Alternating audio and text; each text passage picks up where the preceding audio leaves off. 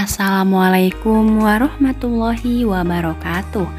Perkenalkan, nama saya Anisah Dwi Rahayu dengan nomor induk mahasiswa 2008106032. Saya dari kelas Tadris Biologi B semester 5.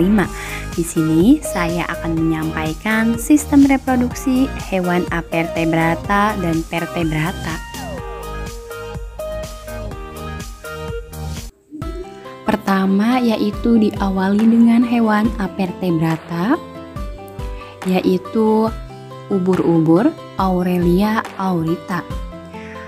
Ubur-ubur ini merupakan kelompok hewan purba yang telah menjelajahi lautan setidaknya selama 500 juta tahun.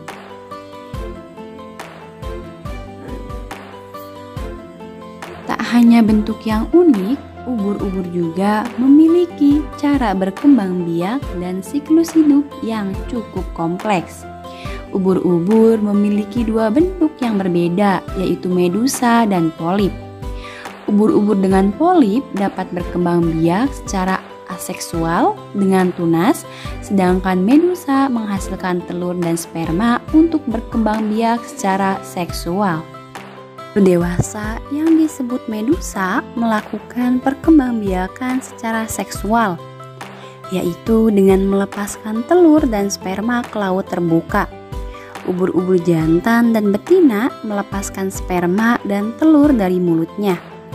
Pada kebanyakan spesies, pertumbuhan terjadi di dalam air atau di tempat lain, yaitu seperti sperma yang berenang ke dalam mulut betina dan membuahi telur di dalamnya.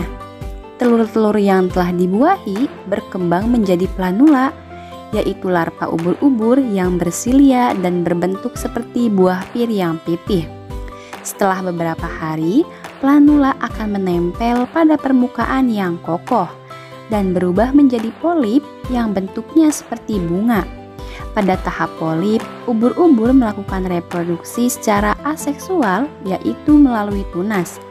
Perkembangan terjadi ketika polip membelah secara kasar menjadi dua untuk menghasilkan polip baru yang identik secara genetik.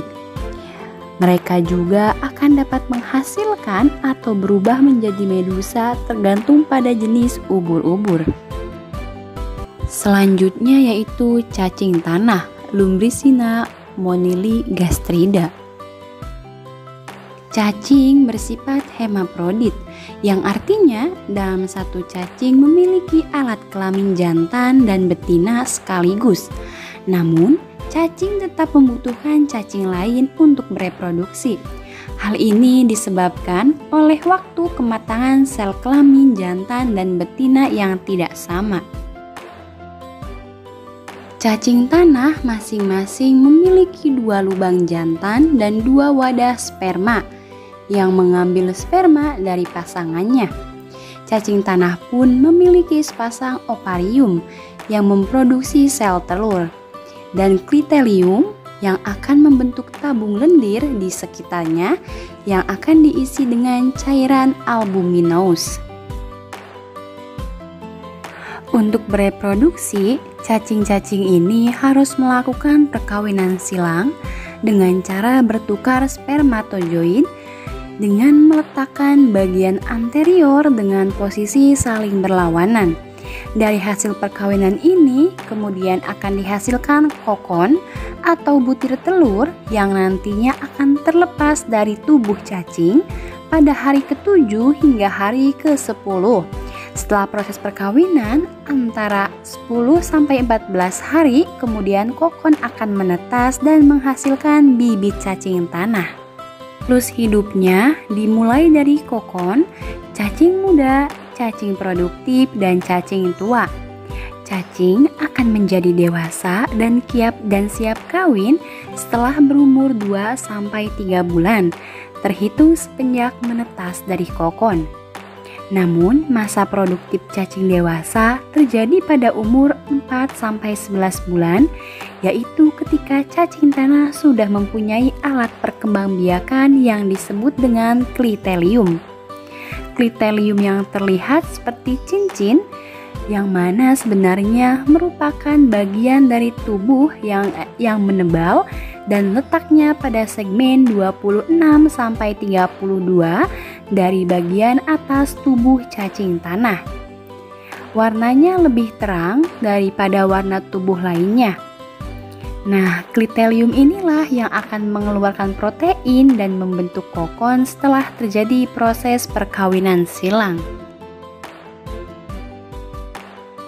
Selanjutnya yaitu hewan vertebrata. Pertama yaitu terdapat kodok.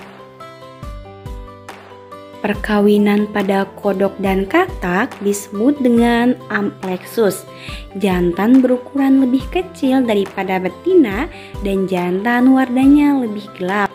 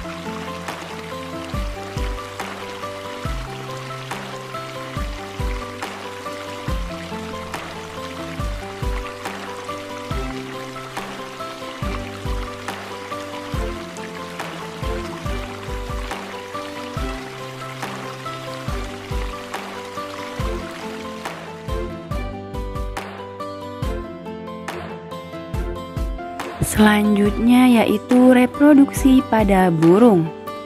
Burung jantan memiliki organ reproduksi berupa sepasang testis.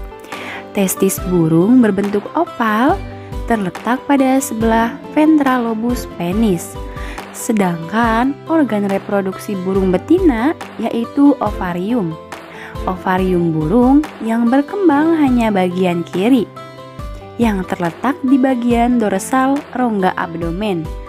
Ovarium kanan tidak tumbuh sempurna dan tetap kecil yang disebut dengan rudimenter. Dengan demikian, saluran reproduksi burung yang berkembang juga hanya bagian kiri, yaitu saluran reproduksi ini akan bermuara di kloaka. Ovarium burung ketika matang akan tampak seperti sekelompok anggur. Burung termasuk hewan ovipar yang proses pembuahannya terjadi di dalam tubuh, yaitu fertilisasi internal. Fertilisasi pada burung akan terjadi di daerah ujung oviduk yang ditandai dengan masuknya sel sperma ke dalam oviduk. Ovum yang telah dibuahi tersebut akan bergerak mendekati kloaka. Ketika perjalanan menuju kloaka, ovum yang telah dibuahi oleh sperma tersebut akan dikelilingi oleh cangkang berupa zat kafur. Telur burung dapat menetas jika dierami oleh induknya.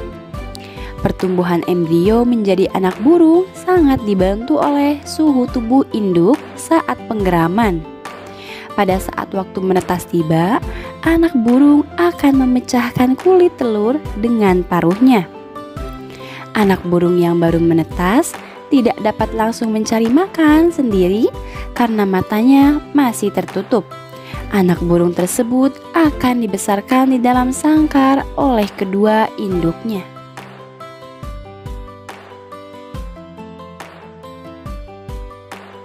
Selanjutnya yaitu reproduksi pada gajah. Sebagai anggota dari kelas mamalia, gajah berkembang biak dengan cara melahirkan dari masa kehamilan kurang lebih 22 bulan. Gajah jantan maupun betina mencapai kematangan seksual pada usia sekitar 14 hingga 15 tahun. Menjelang masa reproduksi, gajah jantan akan mengalami fase yang disebut dengan mas. ini merupakan saat di mana gajah menjadi sangat agresif dan keinginan untuk kawin meningkat. Saat emas, kelenjar temporal dan testis akan membesar, akibatnya terjadi peningkatan berbagai hormon, terutama testosteron yang berperan untuk reproduksi.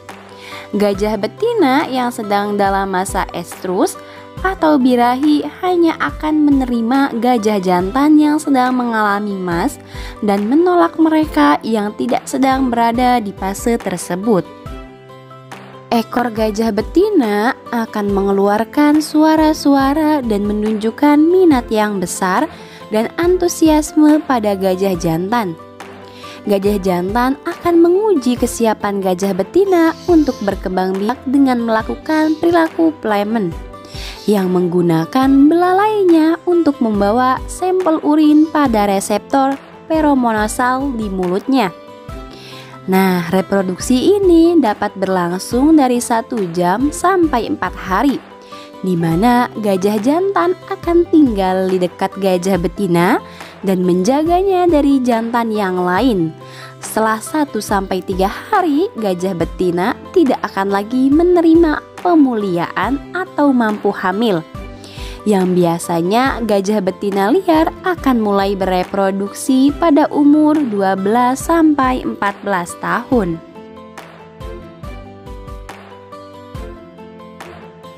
Mungkin cukup sekian yang bisa saya sampaikan. Kurang lebihnya mohon maaf. Wabillahi taufiq walhidayah. Wassalamualaikum warahmatullahi wabarakatuh.